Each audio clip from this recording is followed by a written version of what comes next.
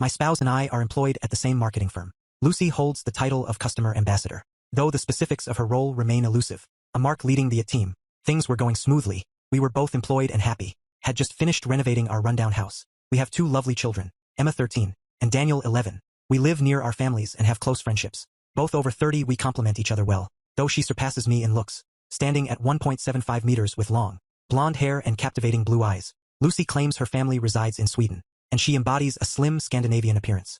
Energetic and vibrant, she never seems to stand still. I stand at 7.5 cm tall with sandy hair, and prefer endurance sports like cycling and running, resulting in a slim, physically fit physique, albeit not overtly athletic. I was taken aback when invited to a long weekend on a private island, owned by one of our firm's clients. Our CEO, Jack Edwards, explained that he, along with his wife Margaret, several directors and their partners would attend. Lucy was also invited. Due to her role as the client's main contact, it seemed I was there for number crunching. But hey, don't question a good opportunity. Jack emphasized the client's wealth and potential significance to our firm, mentioning an early Friday departure and Monday return on a private charter, with all expenses covered.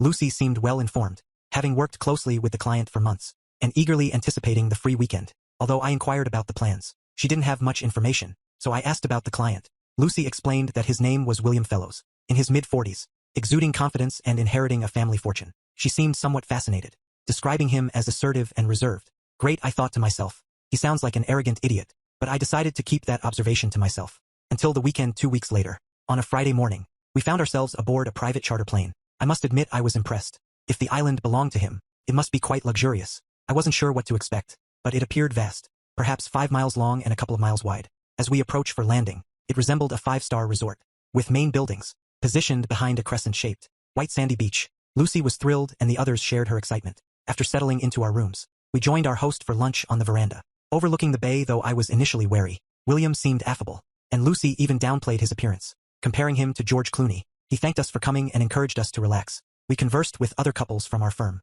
and met a striking brunette named Charlotte, whom I assumed was William's companion for the weekend. Apart from the waitstaff, there was a man who appeared to be a security guard, lingering in the background. I wondered what threats William faced, requiring protection even on a secluded island. William greeted Lucy warmly, and they seemed at ease in each other's company. She, along with the others, appeared to heed his words, likely due to his generosity as a host, and his importance as our firm's most valuable client. We had an excellent afternoon snorkeling, kayaking and simply lounging around in the bay.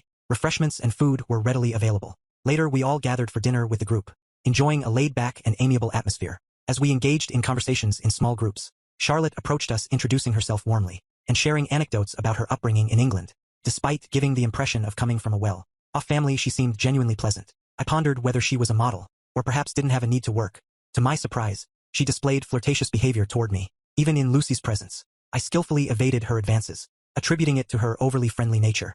With no childcare responsibilities, in the serene setting, it was an ideal setup for a romantic evening. Lucy was especially affectionate, and our love-making was passionate. She professed her love for me repeatedly, making it one of the most memorable nights in a while. Perhaps there was merit to the notion of a love island. After all, I hoped for a repeat the following morning. But Lucy promptly got ready for breakfast, prompting me to finally get out of bed and join her. As she conversed with Jack and William, I wondered if work matters were on their minds.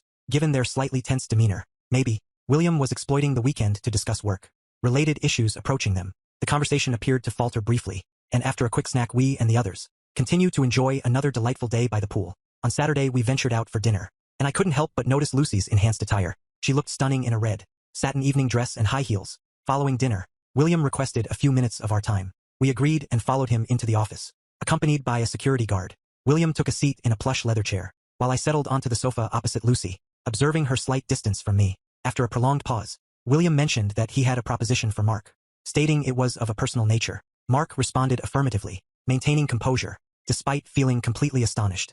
William elaborated, expressing his enjoyment of working with Lucy, and the bond they had developed. Over the past few months he hinted at a proposal, expressing his desire to spend the remainder of the weekend with Lucy. He offered compensation for her time away from me, proposing to transfer $100,000 into our joint account. I chuckled, assuming it was a jest, and couldn't resist making a quip about his generosity, compared to a famous movie offer. However, the room fell silent with no one joining in. The laughter. William continued, just like in any other business, I'm open to negotiating the price to get what I desire. Plus Charlotte will be in a tough spot, and I'd appreciate it if you'd agree to entertain her. I glanced at Lucy, anticipating a smile, but instead she looked concerned. This isn't a joke, Mark, she said firmly. William invited me to join him, and I think we should seriously consider this offer. I felt the urge to lash out, but before I could react the guard was already near. I was taken aback by how swiftly he moved. William pressed on saying, I assure you your wife fully supports this idea. What damage could come from it? We'll all have a great time, and you'll earn a substantial sum of money. Turning to Lucy, I remark, perhaps the difference in price is because Demi Moore didn't settle for that amount. Lucy winced at my comment, but wisely chose to remain silent. My mind raced as I struggled to think clearly, my breathing growing labored. I glanced at the guard, whose demeanor had shifted entirely. He appeared weary, focusing intently on my movements, and with good reason given my strong desire to strike. William, what's your name? I asked, my voice strained. Ex-military, judging by your demeanor. You must deal with this sort of thing often. Shane, sir. He replied calmly, I can't comment on this matter. And if you were to attack your boss, I reckon I could handle you. Shane flashed a smile. Perhaps just to prevent you from doing so, sir. Turning back to William, the first retorted. It's fortunate you brought him along. Otherwise I might have knocked you senseless. William remained unfazed. Let's not rush, Mark. Much depends on this, Lucy interjected, urging me to think about it, Mark. Just a few days, and money could change our lives forever. I was devastated. It was evident that Lucy was on board, and even instigated this plan. Tell me, dear, pressed, did the offer of money sway you to agree to this? With no response from Lucy, I continued, I suspect Charlotte was offered as an added incentive. Who is she? A fancy woman. William responded.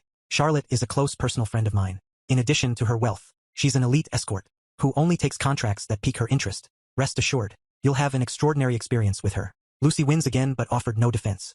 Well, William, I retorted, you can take your money, and shove it up your perfumed rear end. At that moment Lucy spoke up, revealing her true intentions. She explained to me that it was her decision, and emphasized that it was merely about physical love-making. She mentioned that both she and William were curious about exploring it, with others assuring me that their connection was limited to mutual liking, and wouldn't diminish our love for each other.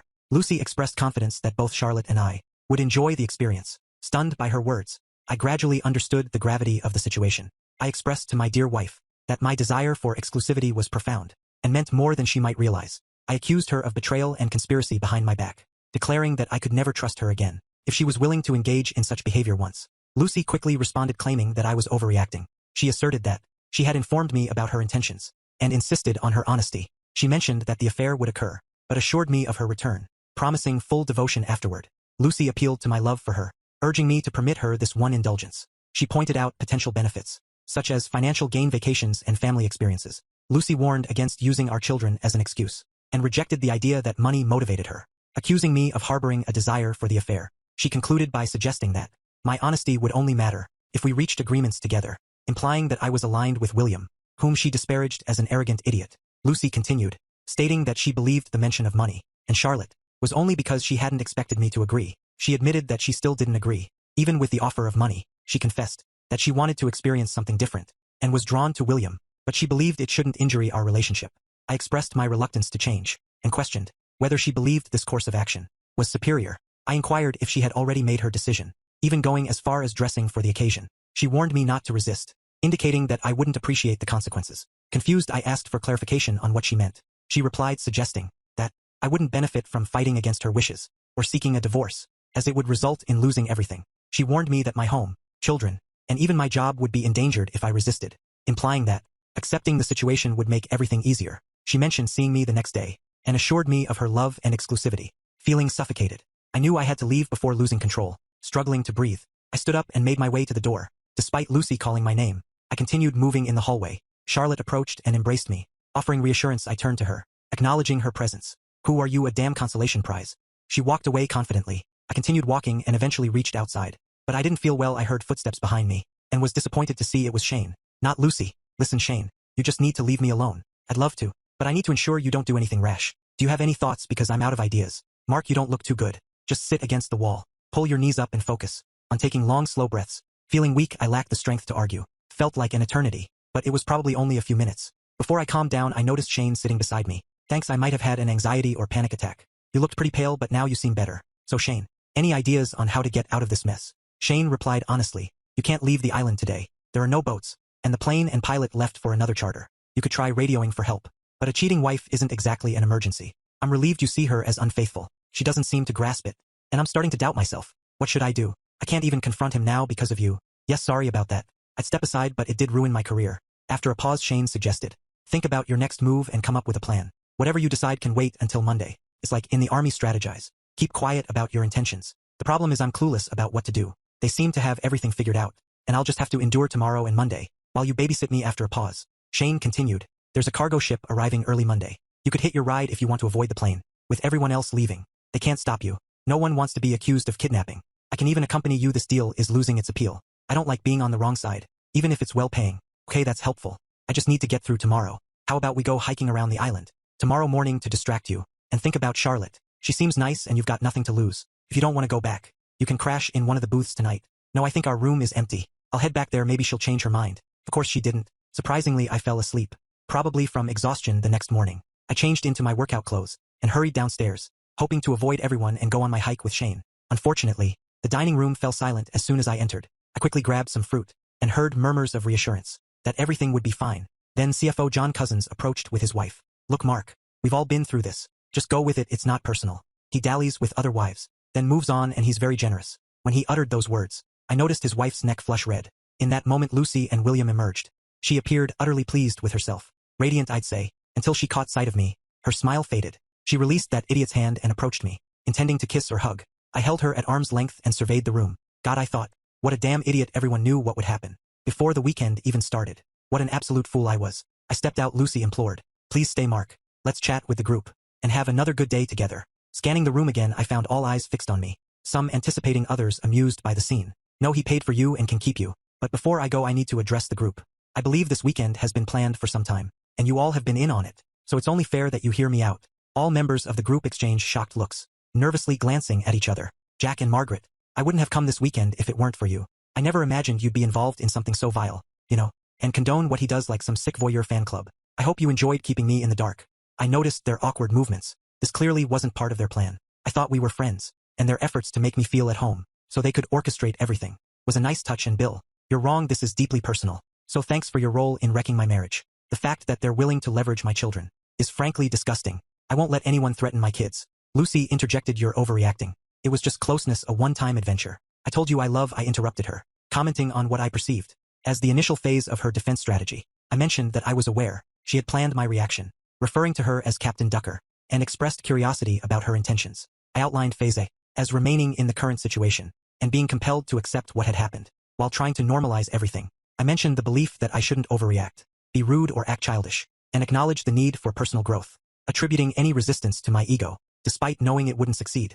I described this as part of the process. To soften my stance moving on to phase B, I proposed that after the weekend, I would take charge. I suggested increasing physical lovemaking, perhaps trying something new, and leveraging our connection to improve our relationship. I hinted that she may have discussed seducing me, and affectionately urged her not to let my feelings of loss linger for too long. I described Lucy's nervous glance at William, indicating that my comment had affected her deeply. She mentioned the money he had offered, and suggested using my earnings from prostitution to take the children to Disneyland, causing discomfort among some present. She outlined a potential phase B if our conflict persisted, referring to a seed planted the previous night, suggesting that allowing her desires was a test of my love. She acknowledged my 15 years of devotion, and emphasized that this was just one night for me. She admitted that it might weaken her resolve, but questioned what she would gain after 15 years of devotion if treated poorly. She expressed doubt about the effectiveness of the plan, and suggested I give her time to cool down. She predicted that in about a week or two, I would likely be found drowning my sorrows at a bar, followed by her seeking forgiveness, which she referred to as phase D. She questioned whether I truly regretted my actions, and realized the depth of the hurt caused. She speculated that I wouldn't have pursued it if aware of the pain it would cause. She suggested I would profess love, beg and cry, but expressed doubt about the effectiveness of this approach. Due to my public displays of affection with William, she concluded by stating that phase D wouldn't work, and hinted at the necessity of a backup plan. She referred to phase D as threats, suggesting that she would take all the money, the house, and turn the children against me. She hinted at the possibility of losing my job, and speculated about William providing top-notch lawyers for her. She described potential consequences of me ending up sad, broke, and alone, even suggesting the threat of moving in with him and living happily ever after with our kids. This last statement prompted a reaction from William, indicating his reluctance to such an idea. Lucy finally found her voice. It's not such a big problem, she began. Why don't we just relax and give ourselves time to think? This is phase A, Lucy. We've been through this, I said firmly, so why don't we save everyone time and move on to the end result? That's what I pondered last night, and my conclusion is that everyone, including the kids, would be better off if we divorced. It's much healthier than living in an unhappy home. In the end, it was clear that neither of us could find happiness. In the midst of this turmoil, I asserted that despite any attempts to prevent me from seeing my children, I knew I was a good father, and ultimately that's what mattered. I expressed doubts about receiving support from her family and friends once they learned of her actions. Money was never my priority. It had always been about her. There was a moment of stunned silence among everyone present as I questioned if anyone had more tricks up their sleeves, or if I had missed anything. When there was no response, I addressed Jack stating that he could keep his job, but I would see him in court for wrongful termination, as my job depended on having my wife as a client, which seemed to be the underlying reason for the situation. With that I left and the room fell silent. Shane followed me as usual. As we exited, Shane chuckled. Well played, looks like you took too hard. The advice of keeping the plan to yourself. Couldn't help but smile. Yeah, seems I botched that idea. Shane actually laughed as we left the building. Good thing you stuck to civilian life. You'd never have cut it in the army anyway. Let's go. Shane grabbed his backpack and set off at a leisurely pace up the coast. After a mile I struggled to keep up and began to wonder if it was a mistake.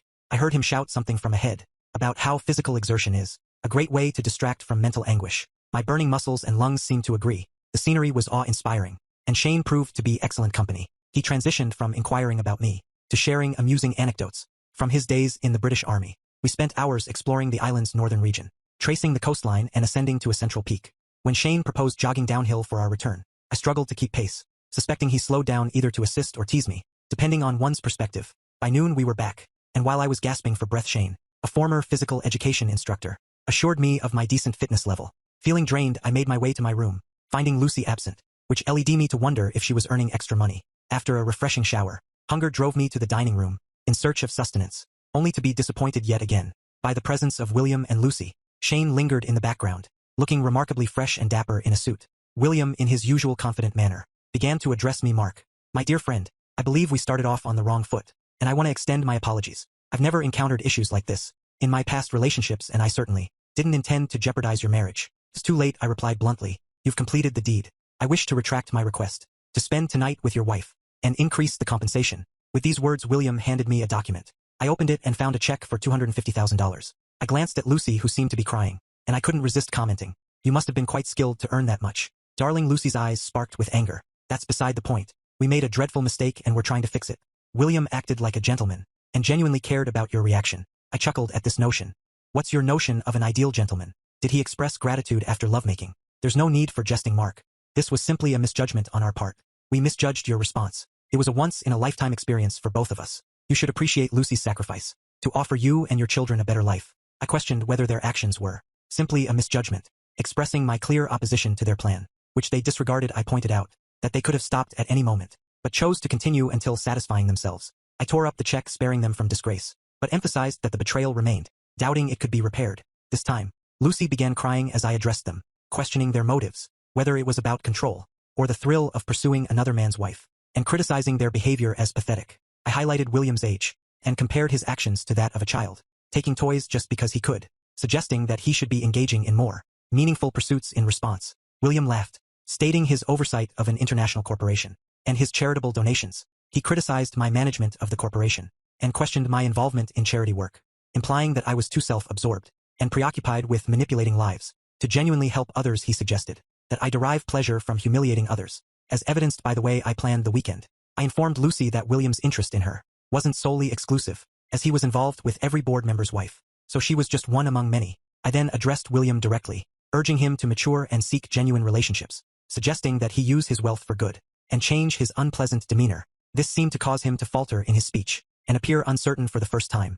I then instructed Shane to remove the objectionable matter from my sight. Before I took action, I noticed Shane conceal a slight smile before addressing fellows. I believe it's time for us to depart, sir, before your safety becomes a concern. After their departure, I grabbed a snack and headed to the beach, seeking to avoid the others. Just when I thought I was alone, I spotted Charlotte reclining in a hammock, engrossed in reading. If she was beautiful before, her smile now made her truly radiant. I approached her apologies for last night. Before I could say more, she responded, "No need for apologies. I was certain you'd accept the offer. If I had known, I wouldn't have approached you. Your reaction is completely understandable, and your speech at breakfast was exceptional. I couldn't agree more." When you left, Lucy broke into tears, and I've never seen William appear so embarrassed. I relished every moment. "Oh, I'm sorry, I shouldn't have said that, considering your circumstances." I replied, "Thank you. It's appreciated.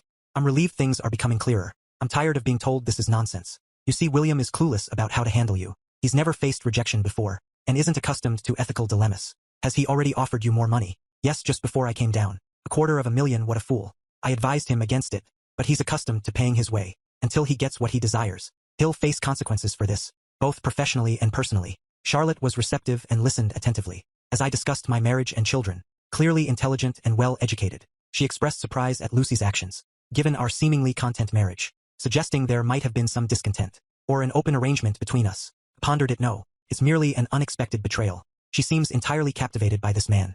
He has a certain allure for women. He's charming, but the depth isn't substantial. If you catch my drift, we conversed further, and I felt somewhat relieved. You truly care for her. Your response to the proposals, and at breakfast, must be devastating. I shrugged. I regret my involvement in this. It's not your fault. I just need to endure one more night. Then perhaps I can escape. She smiled again, becoming a pleasant distraction. Well, perhaps I can assist with this. Dinner surprised everyone when I joined. Lucy wasn't seated next to William anymore. Dinner proceeded normally, though I brushed off Lucy's attempts at conversation. When Lucy suggested going to bed early, I politely declined, citing other plans. She looked embarrassed, which heightened when Charlotte hugged me. As I rose from the table, we left together, walking down to the cabins on the beach. Initially, the plan was just to depart together and give Lucy a taste of her own medicine, but holding Charlotte felt right, really right. And when we kissed, some of the disappointment from the past 24 hours faded away. I wrestled with maintaining my morals, my sense of right and wrong. Then I glanced at her. I suppose Lucy wanted me to be more adaptable, and as far as I'm concerned, Lucy has already broken our marriage vows. I had an exceptional night with Charlotte. It wasn't merely her physical beauty. She exuded a serene allure. Every gesture seemed calculated and flawlessly executed. She truly mastered her allure. Surprisingly, thoughts of Lucy didn't cross my mind, nor did I feel guilty. The painful image of Lucy with William erased any hint of remorse. I enjoyed myself after a boat taxi to the airport and the usual flight home. I collected the kids and arranged their weekend. As best I could, I fabricated a vague story about a disagreement between their mother and me, but suggested we have dinner together. As Lucy entered the house hauling our heavy suitcase, the children dashed upstairs shouting, "Hi, Mom." Lucy smiled. "Dinner sounds good. Give me a few minutes to freshen up.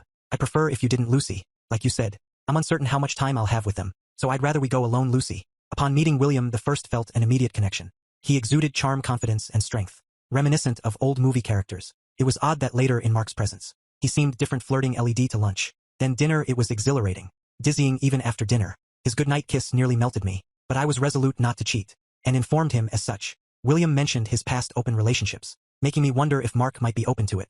When he proposed the idea, I thought the money would justify it. Jack supported me, and we began planning for the weekend. The weekend started off wonderfully. I had a fantastic time with Mark, and nearly abandoned the entire plan. If only I could. William assured me everything would be fine, and advised Mark to relax. Both he and Jack anticipated Mark rejecting the idea, but suggested giving him time to calm down. Mark's reaction was completely unexpected, and upended our plans. The most surprising thing was his apparent illness. Although I wanted to chase after him, William reassured me that everything would be okay. He arranged to meet Ed Charlotte, so when he didn't return, I assumed he stayed with her. I felt relieved after waiting for months. I eagerly anticipated spending time with William. The moment he kissed me, I knew I would succeed. He led me to his bedroom, and even before I could undress, I was already filled with anticipation. William stood before me and undressed me delicately, treating me like a prized possession. I felt incredibly special. Despite his age, he was remarkably fit, and I wasn't disappointed by his physique or his masculinity. When I reached out to him, William pulled back and began kissing my entire body, exploring every inch. Gradually, he assessed my reactions and responded, seemingly understanding my desires perfectly. My first climax came quickly,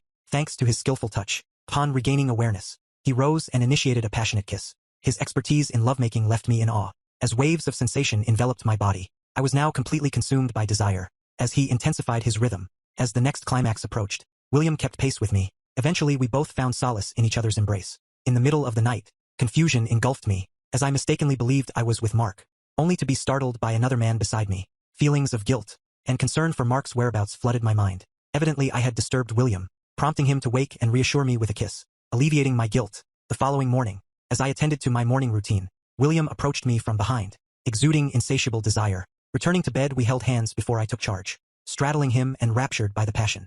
An ecstasy reflected in his expression. Once again, our passion culminated in a final climax, fulfilling my every expectation and leaving me elated. Thanking William for the wonderful night, felt natural to intertwine our hands, as we descended the stairs to the dining room, eagerly anticipating another night together. However, when I glanced at Mark, everything unraveled, swallowing my panic. Mark's explosive outburst disrupted everything. It became evident that he hadn't slept with Charlotte. Despite my preparations for his departure, I was unprepared for his unexpected anger. His cold rage was unsettling, as he systematically dismantled my arguments with logical precision. Despite William's support, Mark's swift rebuttal left me wavering. After his departure, I collapsed into tears, and for the first time William appeared uncertain. Upon regaining consciousness, I attempted to locate him, to no avail. Jack and William then suggested halting everything by offering more money. When we later presented Mark with this offer, I was astonished by the outcome. William's once commanding presence had dwindled so significantly that he appeared trivial. Previously, his authority was such that I unquestioningly accepted his every word, but now it was undermined to the extreme. Despite his assurance that we could enjoy ourselves without jeopardizing my marriage, this plan disintegrated, leaving me uncertain about everything. I then erupted into an irrational fury. assuming I would extend my stay on the island. For enjoyment, however, Jack's calm yet cutting response caught me off guard. Don't be foolish, Lucy. If you want any chance of saving your marriage, seek forgiveness. Your words must be genuine and sincere. He doesn't seem inclined to change his mind. Personally, I couldn't disagree with anything he said. During breakfast, I was even more startled when Jack informed William that things would never be the same again. He went on to affirm Mark's decency and argue that he didn't deserve any of the trouble we caused. William, he suggested, should heed his advice and mature. I was astounded to find Mark at the evening dinner. Despite my attempts to engage him in conversation, he simply ignored me. His departure with Charlotte left me devastated. Although I considered chasing after him, what could I say after all? I had essentially encouraged him to leave, and spent much of the trip rationalizing casual encounters. I felt enraged and betrayed, especially upon recollecting my own past actions with Mark. The fact that our actions were premeditated and widely known only intensified my feelings of guilt. I couldn't help but think I deserved it, perhaps hoping that mutual indiscretions could salvage our relationship. The flight back Sons. Mark made me realize the dire state of my marriage, as he had found a way to leave the island ahead of us. I had never properly conversed with him. Following that incident, the gravity of my actions began to sink in, and waves of guilt overwhelmed me. I rationalized about the money. Who would turn down such an offer? My tears became uncontrollable sobs verging on hysteria. Jack and Margaret grew increasingly worried about my well-being. Upon returning home, Mark was present, but declined to have dinner with me and the kids. I nearly held it together until they departed. Then I broke down in tears once more. Being excluded from the meal felt like an ominous foreshadowing of my future. When I regained composure, I struggled to anticipate what to say. When Mark returned, the dilemma was that everything I thought of echoed what he had already expressed, and I felt embarrassed to seek advice from my mother or friends. Upon arriving home, the kids retreated to their rooms, engrossed in their usual video games and phones. I observed Lucy in the kitchen, feeling a sense of unfamiliarity. She approached me almost whispering, "Can we talk? Really talk?" I shrugged, thinking that we should address this eventually. So why prolong it? "I'm sorry, Mark. I assure you it was just a one-time thing, and I'll be yours again, faithful as before the weekend. I did it for the money. Could change our lives as a family. I did it for us. You did it for yourself. We were fine. Money wasn't an issue. You couldn't wait to jump into his bed. You must have enjoyed the fancy dinner in closeness. Overall, everyone had a good time. You're overreacting. It shouldn't mean anything. You really should skip the excuses, Lucy. It's nonsense and you know it. This wasn't casual. It was a premeditated betrayal. Arrogant, selfish. All those traits I detest. And now I loathe you, so you did the same to that woman." "No, I didn't. I sought revenge. Because nothing seemed to penetrate your indifference. You couldn't see how it affected me. I wouldn't have even considered it if I had a faithful wife, and I hope it stings. Really stings, so you might understand my pain. Only I didn't scheme this in advance, making myself look like a fool to everyone else. Speaking of which, how long did your secret scheme take? And was this your first time with him?" Her eyes widened then. She seemed to grasp that this was a genuine and reasonable inquiry. It marked our inaugural dinner, and I sensed his interest in me. Jack and Margaret seemed to be probing, subtly asking if I was intrigued. The four of us dying together, and for the first time in my marriage, I felt a stir of attraction toward another man. His self-assurance was captivating. Knowing it was wrong, I resisted vehemently, avoiding an affair then. William floated the idea of broaching the subject, of opening up our relationship with you, engaging your thoughts on change. We briefly discussed it one evening, but it was evident you wouldn't consent. Then he proposed this plan, thinking the money would sway you. As the trip neared, nerves set in, and he suggested inviting Charlotte to ensure your agreement. Though I wasn't keen on the idea by then, I simply wanted it to unfold. I thought even if you didn't wholly endorse it, we could bounce back. But at breakfast, you shattered these notions, and I began to grasp the consequences of my actions. Was it worth it? Lucy sighed. No, definitely not. I got swept up in the moment and heeded his words. I never intended to hurt you. Oh, so unintentional pain. Straight to phase D. You seem to be enjoying this. Your energy during breakfast said it all. Now you're just telling me what I want to hear. Sorry, the honest answer is yes. I enjoyed it. He was good. It wasn't about being bigger or better, just different. It was exhilarating. A new thrill, and I was captivated by it. He's very experienced and skilled, but it was a one-time thing. Please don't abandon us and break up our family over a single mistake. I found myself smiling wryly funny. That's exactly how I describe what you've already done. Shattered our family over a one-time act. It's all on you. You're right. It's all my fault. I'm deeply sorry. I love you with all my heart. Well, not entirely. Part of it went to him, and even if you claim otherwise, your love wasn't enough to keep me faithful. How can I trust you again? I was so trusting, because I never imagined you capable of this. I feel like I don't really know you. I can hardly bear to look at you, let alone pretend this never happened. Lucy recoiled in shock. You can't claim to love me. I know I never imagined losing you. I agree you only considered yourself and your desires, neglecting me and the kids. But sometimes love isn't enough. I stated that I tried to calm down and steer away from scoring points or escalating the argument. After a long pause, I continued addressing Lucy. I mentioned that even if we decided to stay together and ignore the issue, things would never be the same. I emphasized that she had shattered the trust and sense of care we once had for each other, adding that she knew this more than anything.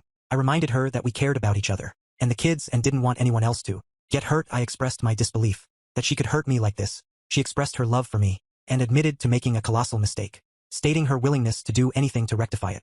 However, she disagreed with the idea of getting divorced, just to appease me, mentioning that I broke her heart and threatened her. Actions she believed were not indicative of true love. Lucy stared in silence, stunned, unsure of what else to say. We need to discuss the children. I believe kids are better off in separated families than in dysfunctional ones. So from that perspective, divorce seems like the best option. I agree you should have custody, but don't try to prevent me from seeing them. It's for your benefit too. They listened to me. You're not very good at setting boundaries. I furrowed my brow at the irony of her statement. And they're already testing you. It's better for you and for them if I remain in their lives. Lucy shrugged. Seriously, Lucy, regardless of what happens, don't keep the kids from me. Don't alienate me. I'm not a bad father. I treat them well and love them dearly. You haven't seen me angry yet.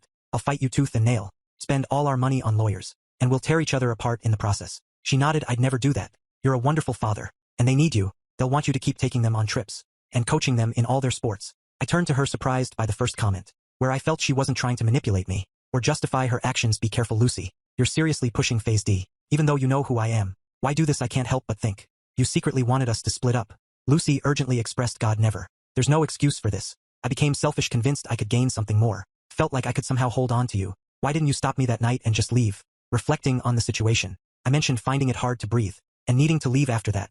Nothing seemed to matter much anymore. The fact that she pursued another guy at any cost meant I had already lost her. I suggested that the conversation ended us long before she ended up in his bed. Perhaps it was all over when she first started planning everything. She spent weeks talking to him and getting ready. Letting her go and not trying to stop her made it easier to accept the end. I emphasized that there was no turning back. That was the beginning of the end. The marriage crumbled in less than 4 days. We divorced, thankfully, without needing counseling. I think Lucy didn't want to justify her actions. It's a shame in a way. I hoped a professional could help her see how wrong she was. She did keep one promise though, and in the end, we split time with the kids about equally. She even confessed to them that everything was her fault. Without getting into specifics, they were old enough to understand, and often chose for themselves where to stay. They were at that age when parents became famous as taxi drivers and loan sharks. I might be biased, but I think they're great kids and handled the breakup remarkably well. Children can be surprisingly resilient. As per the divorce terms, Lucy could keep our house until the kids came of age, then sell or buy it. But I still wanted it for the children. It allowed them to stay in the same school. Luckily, it paid off. By the time the kids went to college, real estate prices had soared. Lucy had to buy out my share, and it turned out to be the best investment of my life. How could she afford it? Well, we split $250,000 in the divorce. Like with Charlotte, I couldn't claim the moral high ground. What can I say? I'm a practical person. Either way, it seemed like a small price compared to the cost of the marriage. In our once happy life, I left my job, received a payout to avoid the embarrassment of a tribunal, and started my own web design business. Lucy kept trying to reconcile, but I wasn't interested. So was ending the relationship the right choice? It was messy and there were no winners, but the dire threats and consequences never materialized. I wasn't going to forget or forgive that night.